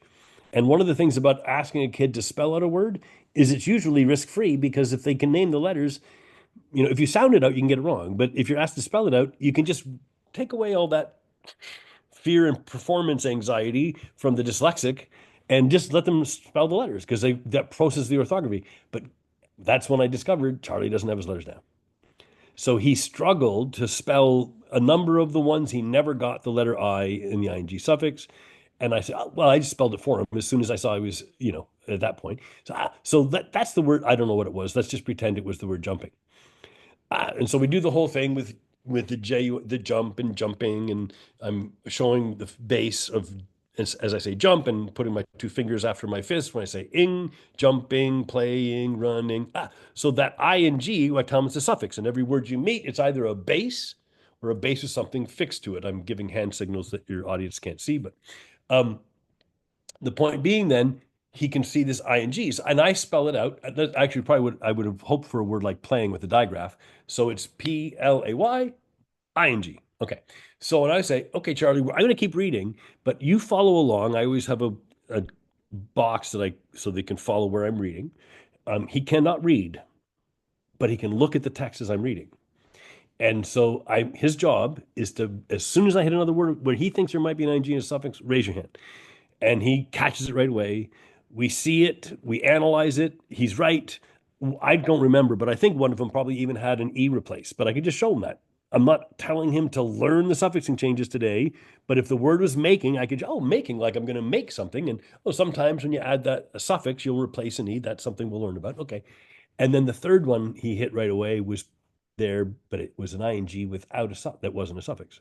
I can't remember, it was king or spring or something, but he raised his hand. Let's take a look at it with the same attitude, right? Like it's not about being right or wrong. Let's check it out. Make the word some.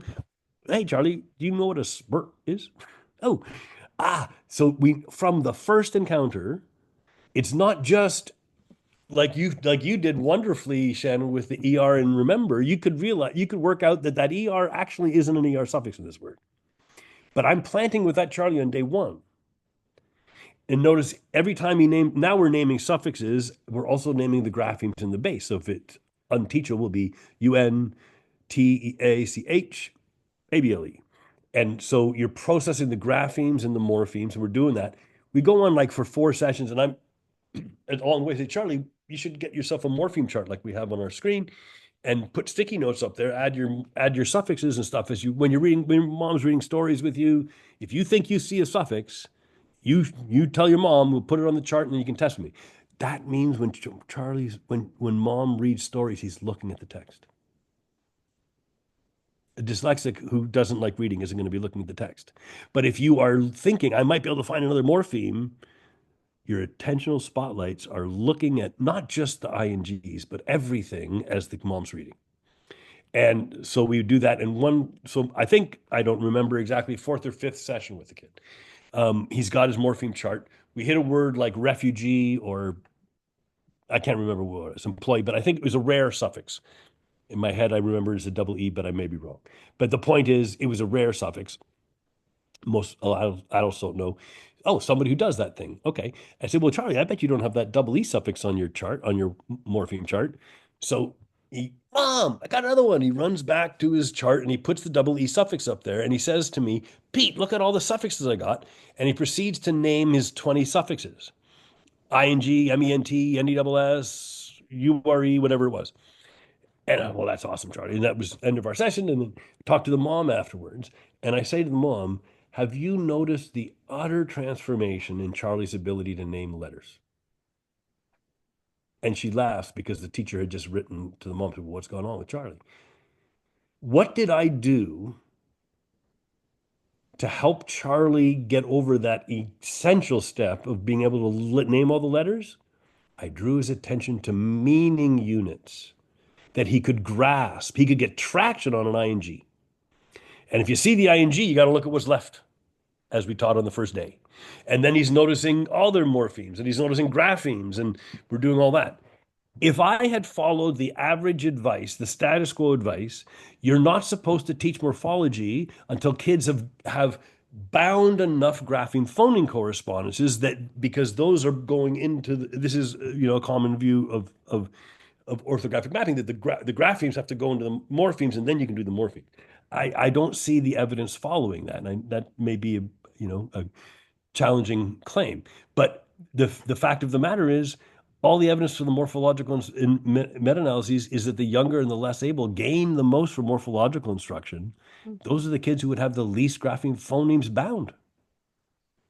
So it doesn't make sense to me that and so if I had followed the advice, I think I would have harmed Charlie. Oh, I can imagine it being harmed if you had just had like flashcards of the Oh my letters. God. Could you imagine? Like if I gave him C, V, with a Yeah, little see, I picture think on it, and that's he would have perfect. felt it dumbed down. But that's how people would think. Oh, before we can do this other thing, we got to get those letters. But I want to interrogate, why did this work? Because this was Charlie, after real trauma, having his first experience of traction in literacy. There is nothing you can give your struggling kid that will be more important for them than for them to have a sense of learned helpfulness. Yeah. They feel they have developed learned helplessness, which is the definition of depression. because it feels like no matter what I do, nothing works. Your most important job when you're working with a kid in that situation is give them one experience of understanding. Hmm. I think that's very powerful, very powerful. I want to I, mention to our listeners, like if y'all are jealous of us that we've had all this time with Dr. Bowers, I want to tell you, y'all can have that time with him too, because he's so generous in having open office hours almost every single Monday. Mondays at Um, 5 p.m. EST. Yes. yes, it's amazing. And I've attended a few times and I've just appreciated it. I haven't asked any questions live there, but I learned something from every session. Well, thanks. Yeah, definitely. And the those stories are are the fun. best. Like that's what sticks for some reason and it's a lot of teachers sharing, the work that they're doing with the students during those Mhm. office hours and bringing questions to you. So we appreciate your transparency and your availability to Yeah, the and that community. well, that whole thing began because of the pandemic, because everyone was home, and then it was just too much fun for me. And it means that people can dip their toes in without having to spend money, and they're hearing stuff elsewhere. What is this stuff? It's so weird. And then you come and you can check it out, and if you don't like it, don't stay. But and also people can take a course, and they know they can always go somewhere and ask questions, right? Yes. And the course is very helpful. And it made me feel a lot more confident, and it made me recognize and realize that I had more knowledge than I even thought that I did. And it really, just kind of forced me to try. And And and I trying opened everything. and exactly. Hmm. That is the trick. Is the danger is you don't start because you don't know yet. No, you got to Hmm. start because you don't know yet. Yep. And then and go into it hypercritical. Expect it not to work. That's very fair. That's science. But Yeah. Yeah. I it's not appreciate that. science to decide it doesn't work until you try. Right. I love giving our kids the chance to experience that. Well, thank you so very much for your time today. We Yeah. really appreciate all of this, and we'll make sure that we have many links in our show notes. Yeah, these show notes are probably going to be the most important out of any of the ones we do. I've And even I've if you don't look at those, go find his website, wordworkskingston.com, because you have very helpful links at the bottom of all that in your newsletters too. very good. And I don't know when this comes out, but I do actually have two new courses coming at start online at the end of this month. Oh, great. Okay. Yeah, I think this actually will come out before the end of May. So All right. Well, thank you so much, guys. I appreciate it, and I apologize that I do go on forever, and I probably I don't know how if I went the right paths, but there you go. no, I think this was a really good overview. So thank you.